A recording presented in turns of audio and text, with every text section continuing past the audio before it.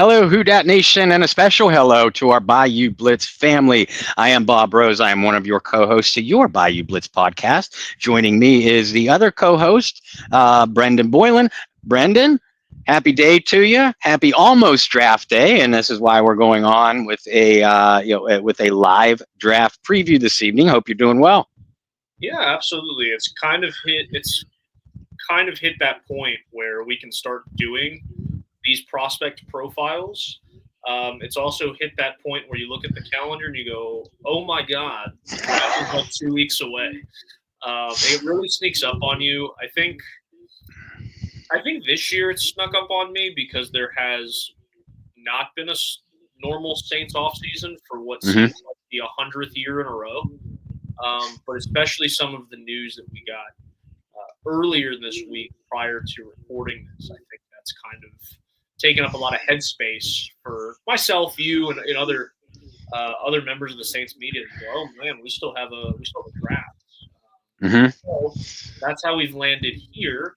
We polled on the X Twitter with a couple of prospects that you guys may want us to talk about. And you guys voted for us to talk about Ole Miss quarterback Jaxson Dart, which is interesting, right? Because a lot of the attention is going to Shador right now as the number two quarterback. Jaxson Dart and Milrow, those guys could be sneaky first rounders, Hmm. uh, or they could fall into being day two picks, Hmm. right? Jaxson Dart's an interesting one for me because he was highly touted coming out of high school. Lots of quarterback prospects are. And he starts at the University of Southern California, where he did okay. He played in 6 games, threw 9 touchdowns to 5 picks, and then transferred his sophomore year to Ole Miss, where we started to see some growth, some development from Jaxson Dart, and maybe one of the most important parts of it is we saw Jaxson Dart's pocket presence grow. We saw Jaxson Dart's accuracy grow, which led a lot of analysts to say, outside of Cam Ward, that Jaxson Dart may be the most ready to play quarterback because of intangibles. While some analysts say that, other analysts say, well, let's pump the brakes. This is far from a perfect prospect. Bob, Jaxson Dart isn't the number three quarterback on my board. Where is Jaxson Dart on yours with the handy dandy note? Well, I mean, I tell you, my number one quarterback and heads and shoulders above everybody else is Cam Ward. Yeah. And the only one of the quarterback prospects that I had a surefire first round grade on, my personal analysis is Cam Ward. That's not to say I don't like Shadur Sanders. I like Shadur Sanders. I like Jalen Milrow. I like Jaxson Dart. Hell, I like Tyler Schowell, the young man from Louisville, who the Saints also met with. But I don't have first round grades on any of them. That doesn't mean I don't like them, and that doesn't mean that I don't think that they're going to go in the first round. You and I say it all the time that most teams overdraft at the quarterback position, and if you're a team that needs a quarterback, number one, and or if you are a coach of a team that identifies a specific quarterback that you want for your system. And I say this every single year, as we're preparing for the draft. If you see a guy, you're the coach, and you're running, and especially if you're an offensive coach, and you see a quarterback that makes you go, I want him for my system. I want to build my system around him, or he's perfect for what I do, whatever the case may be. Then why are you going to wait until the second round to get him? You go get him. And there's a lot of people on Saints social media that say, Jaxson Dart, for instance, hey, I really like Dart. I think he'd be good for the Saints, but not at number 9. And I counter with, why not? Yeah, if you look at all the prospects on the board, is Jaxson Dart the 9th best prospect? Absolutely not. And I'd say the same thing about Shadur Sanders and Jalen Milrow. But if you're Kellen Moore, Brendan, and you say Jaxson Dart is perfect for what I want to do with the New Orleans Saints, and he's still on the board at 9. Why would you play Russian roulette and say, I hope he's still there at 40? You have to overdraft at it. That's why quarterbacks get overdrafted. And the New Orleans Saints, because of Derek Carr's injury, may be in and I wrote about this on our site, Inside the Saints on Athlon Sports. The New Orleans Saints, because of Derek Carr's injury, may be in a position where they have to draft a quarterback now. Maybe not at number 9, but certainly no later than the second round choice, which currently sits at 40th overall. So that is why the Shedeur Sanders, Jalen Milroe, Jaxson Dart conversation has hit so much fire, because a lot of people think, and now I'm in that group, that the Saints almost have to come out of this draft with one of those guys. Maybe Kellen Moore believes in Spencer Rattler, but the important thing to note here is Kellen Moore, nor any of the staff, they were not the ones that drafted Spencer Rattler. Kellen Moore certainly has the right, as the head coach of the New Orleans Saints, to handpick his quarterback. Now, if he came into the building saying, I love Spencer Rattler, I can't wait to build my system around him, then they have their quarterback. And we won't know that answer until draft night, or draft nights, rounds 1 and 2. If the Saints don't pick a quarterback, then we know that Kellen Moore feels pretty good about Spencer Rattler. But my feeling is that the Saints are going to pick a quarterback, and Jaxson Dart is certainly in that conversation. And I agree with the analysts that say, as far as his floor goes, Dart's floor, he may be the most pro-ready, or the second most pro-ready behind Cam Ward. You come from Lane Kiffin's system at Mississippi. Lane Kiffin was a long-time NFL, offensive coordinator, and head coach for a couple of years there. Lane Kiffin's collegiate system has always been quarterback friendly. It's an up-tempo system. It protects the quarterback in the way that, hey, Jaxson Dart, these are your 3 progressions. Boom, boom, boom. If they're not there, you make a play with your legs, or you throw the ball away. You live to fight another day. That doesn't lead to a lot of to a lot of making decisions on the fly, which is kind of one of Jaxson Dart's weaknesses, my opinion. And we'll talk about this in a minute. But as far as an up-tempo system, a timing-based system, Dart has played very well in that system and has showed a lot of progress and development over the last 3 seasons. And I'm glad you mentioned the going through your progressions and then either making a play with your legs or throwing the ball away, because Dart has been pretty good with his legs during his career at Ole Miss, including seasons of over 600 yards rushing, nearly cracking 500 yards rushing last season, and then his junior just under 400. Now, the yards per attempt are not great.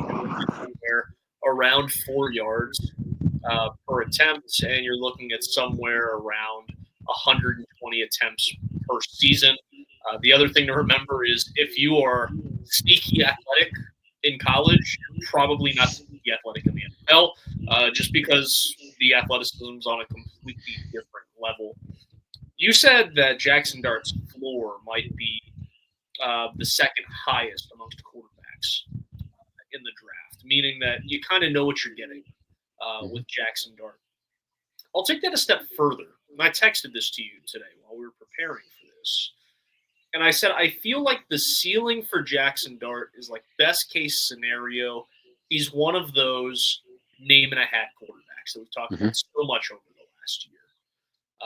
I even said Andy Dalton-esque, a guy who is going to be a borderline Pro Bowler. He could certainly start for your team that makes the playoffs.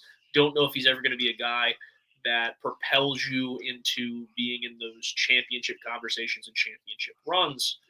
And you know what, Bob? There are a lot of teams that would take a quarterback in round 1 or round 2 that had the type of career that Andy Dalton has had and still has. Remember, he's locked up for a few more years with the Carolina Panthers. But if I'm the Saints, or I'm the Giants, or I'm any team sitting there kind of with picks, 20 and under, right? 1 through 20. If I'm somewhere in there, do you really want to be drafting a quarterback with a ceiling of, it could be a name of the hat guy? There, I don't know. I certainly wouldn't want the Saints to draft him at 9, like a lot of the Houdat Nation has said. If he's there at 40, yeah, take a flyer on him. There's been guys that have fell to the second round that have worked. There's been guys who have fell to the second round where we said the same thing. Hell, take a flyer on him, and it just didn't work out. It was a second round pick. It sounds a lot better than being a first round bust, right? So I'm curious to see where he falls. I think that this is going to be one of those drafts where I think a lot of people automatically want to start that narrative of like Cam Ward, Shedeur Sanders, and those names are going to be linked for years to come. I really think it's going to be Shedeur Sanders and Jaxson Dart's names that get linked closer together and get looked at under a microscope a little bit closer, because I think those two names will be closer in the draft than Ward and Sanders. I think once Sanders comes off the board, Jaxson Dart's not far behind. That's the way I kind of see it, because teams do get quarterback desperate. And this is how I see it. And we'll break this down more as we continue to talk about other quarterbacks. As you said, Cam Ward is in a tier of his own. He is in tier 1, right? Tier 2, Shedeur Sanders and Jaxson Dart's got about halfway in the door and halfway out the door, right? He's kind of sitting on the fence of tier 2 and tier 3, and then you can say Jalen Milroe, in tier 3. If you want to look at it that way. So I do think there's going to be a team that goes, hey, if Shedeur does go top 10 or Shedeur goes top 15, there's going to be a team that's like, can we get back in the first round?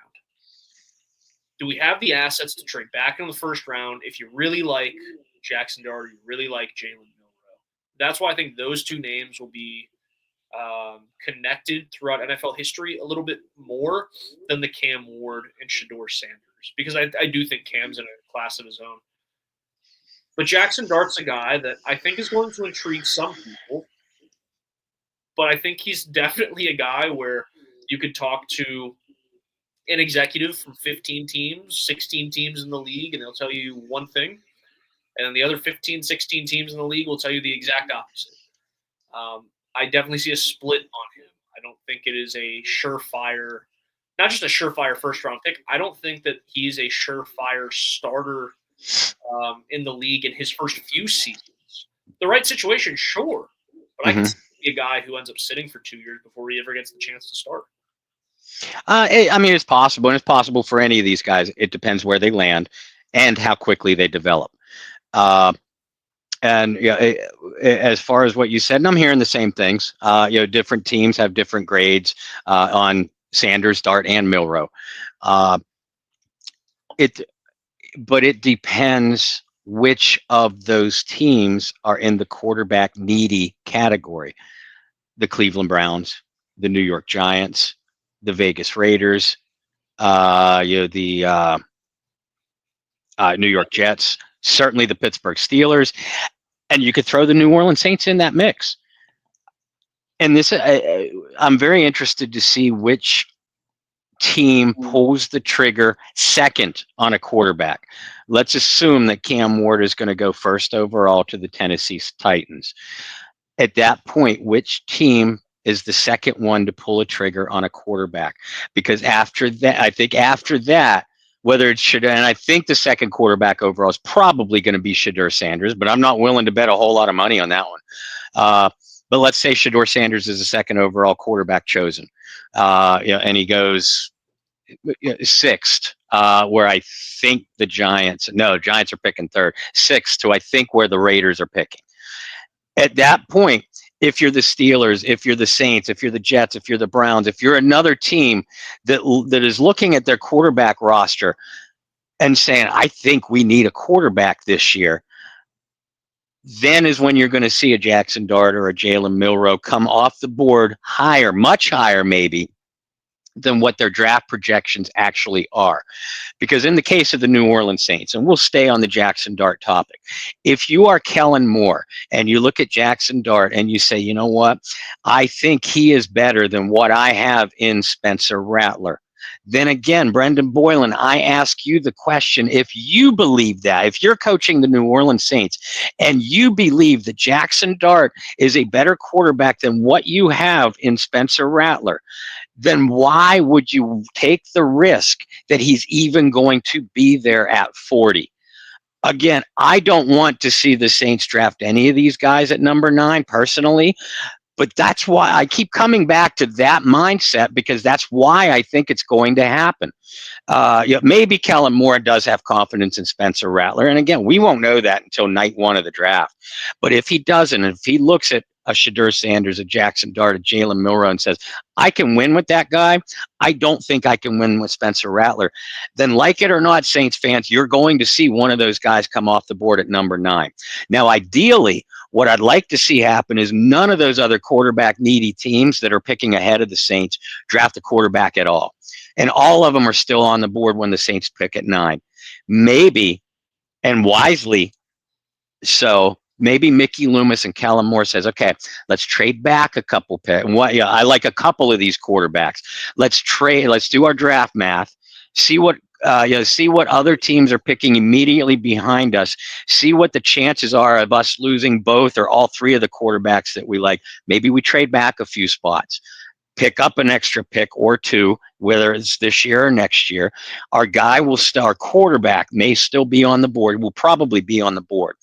I would feel a whole lot better in that scenario than reaching and overdrafting one of these guys. But again, I'm afraid, and this is why I wrote the article. It's not that I advocate taking a quarterback at 9, far from it. But I'm afraid that the Saints are going to feel like they have to, and it's going to be a Jaxson Dart, a Shedeur Sanders, or one of those guys. I think the biggest thing for the Saints, and to kind of answer your question, I know it was rhetorical, but to answer your question, if you fall in love with a guy, you got to take him. You can't roll the dice and expect him to be there. I know this is a completely different staff, right? But it is the same front office. There have been smoke screens in the past. Yes. Part of me would not be surprised at all if it is a smoke screen. And the Saints either, as you said, trade back, or they take a guy at 9 that is not a quarterback, right? I won't go as far to say Lamar Jackson smokescreen, because that one still breaks the heart of a lot of people. Yeah, I can absolutely see that happen. Where it's Shedeur, or it's Jaxson Dart, it's Jaxson Dart, and then they end up taking somebody else. I do want to ask you this. You already said for yourself you don't really have a first-round grade on any of the quarterbacks not named Cam Ward. What is your grade on Jaxson Dart? What are some positives about Jaxson Dart? And why do you think, based off of what you're seeing, he could be a good quarterback in the NFL in the long term? I would love Jaxson Dart to be there at 40. In a perfect world, the Saints have Derek Carr, who we both agreed you can win games with, or they feel like they can win with Spencer Rattler with the roster currently constructed. But they don't feel confident about either quarterback into 2026. And if Jaxson Dart is still there at 40, or if Jaxson Dart is there at the end of round 1, then before round 2, which of course begins the next evening on Friday evening, the Saints trade up in the 2nd round. That's about the range that I have Jaxson Dart and Jalen Milroe coming off the board. Shedeur Sanders, mainly because of name recognition. Shedeur Sanders, I believe, is going to be a first-round pick. At the end of the day, I feel pretty strongly that either Jaxson Dart or Jalen Milroe is probably going to come off late in the 1st round. Somebody's going to make a move to get him, one of those guys, late in the 1st round, and then the other guy will be available early in round 2. But yeah, ideally, Jaxson Dart is a 2nd round pick for me. And I do see potential starter out of this. And the couple of things that I really like about Jaxson Dart, we already mentioned that he progressed and developed very well in Lane Kiffin's very timing-based up-tempo scheme. We feel pretty sure that Kellen Moore is going to run that kind of scheme for the New Orleans Saints. A lot of RPO options. Jaxson Dart throws really, really well on the move. In fact, and I will grade Dart above Cam Ward in this category, throwing on the move with accuracy. Short and intermediate, not deep. But yeah, I mean, Jaxson Dart can pepper the intermediate zones, especially on the run. I mentioned he seems to thrive in an up-tempo scheme, feels very comfortable in that scheme. I like the way he doesn't have an elite arm, but he has a good enough arm. And what I've seen out of Jaxson Dart is that he's able to throw receivers open along the sidelines. Drew Brees was never, and I'm not comparing Jaxson Dart to Drew Brees, so settle down, y'all. Drew Brees was certainly not known for his arm strength. Yet Drew Brees threw receivers open along the sidelines. He anticipated those routes, those outside routes very well. I see the same kind of trait out of Jaxson Dart. Now, like all young quarterbacks, I'd like to see Dart improve his deep ball accuracy.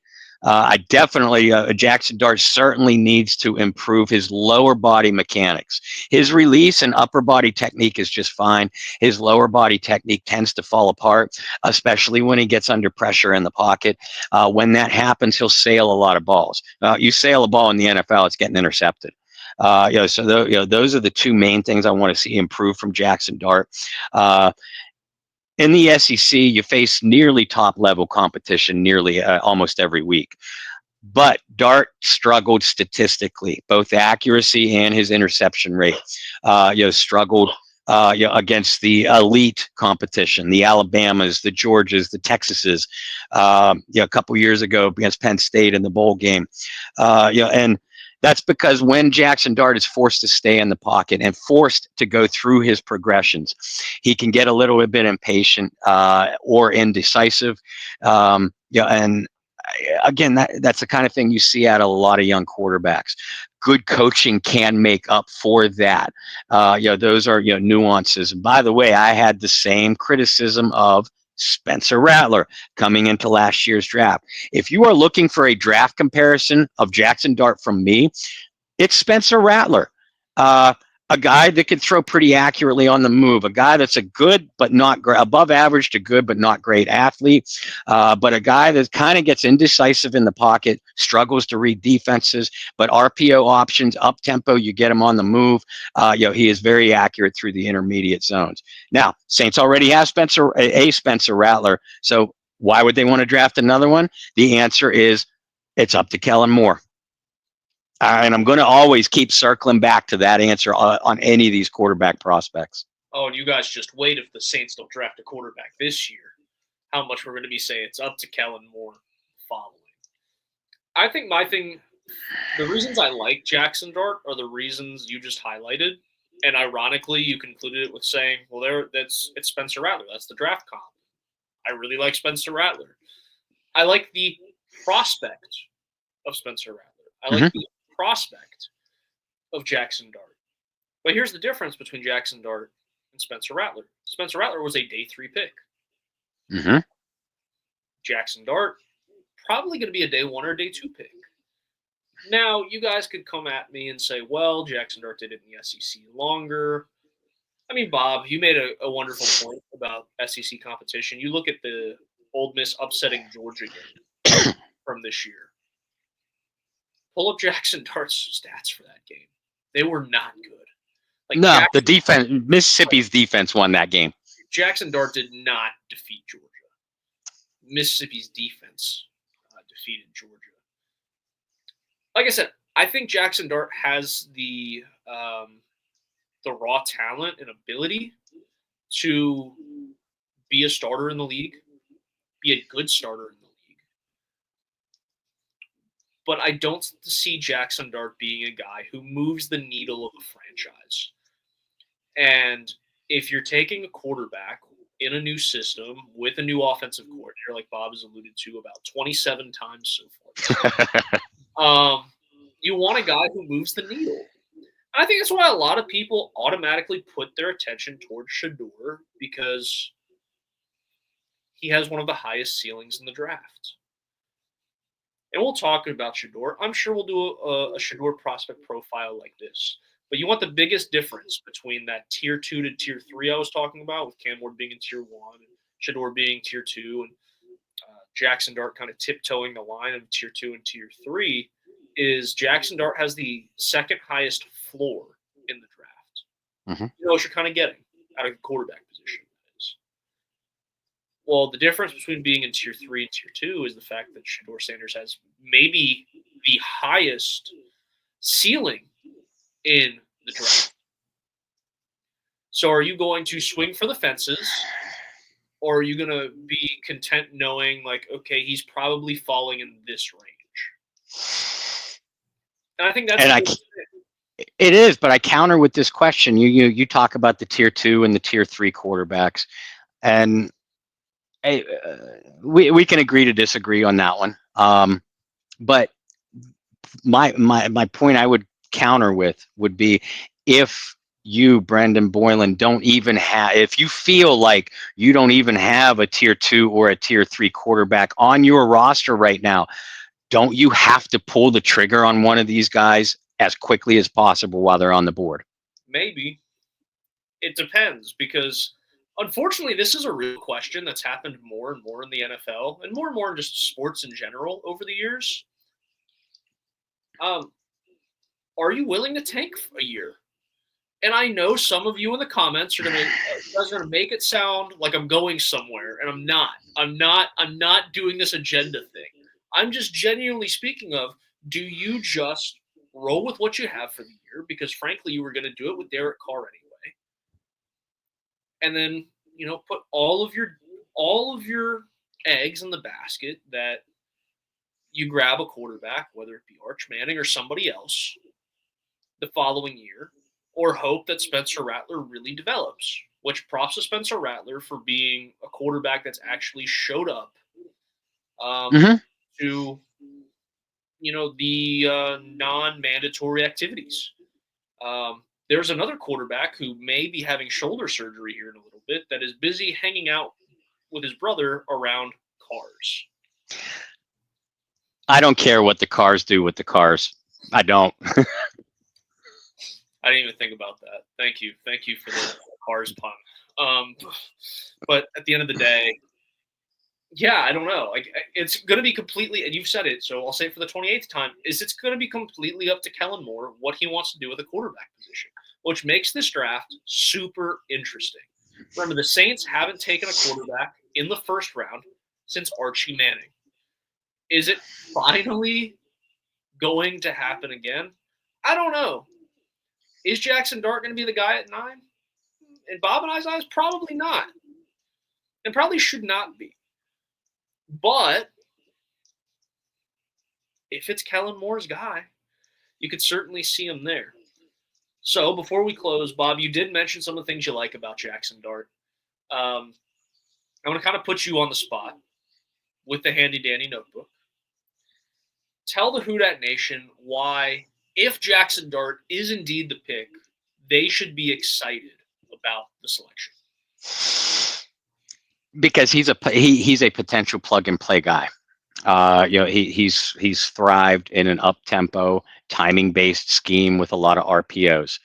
What is Kellen Moore going to run? An up-tempo, timing-based scheme with a lot of RPOs. Dart has the. I want to add one more thing I don't like about Jaxson Dart, specific to the New Orleans Saints. I mentioned that I like Jaxson Dart's intermediate accuracy, but that I do not like his deep ball accuracy. Well, the New Orleans Saints wide receiving core has all deep ball, big play guys. You don't have a big intermediate target, which we have been pounding the table for since, the beginning of last season, Brendan Boylan. Since my right. So, I mean, maybe Jaxson Dart isn't the best fit for what you want to do based off of your personnel. That's another conversation for another time. But again, Dart, Dart's career seems to be on the upward trajectory.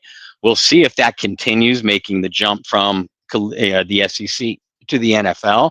Uh, but Kellen Moore, the play caller, has always been a guy who curtails his system to what his quarterbacks do best, and that's the thing to remember here. If Jaxson Dart is your pick, and if Jaxson Dart wins the quarterback competition against Spencer Rattler, then Kellen Moore will undoubtedly evolve his system to what Jaxson Dart is most comfortable with. And what's Jaxson Dart most comfortable with? Up tempo, timing based RPOs. That's what he did throughout his college career. That's why I view him as a potential plug and play guy. His ceiling might not be what you want, but I mean, his floor is a guy that you could win games with right away with the right personnel around him.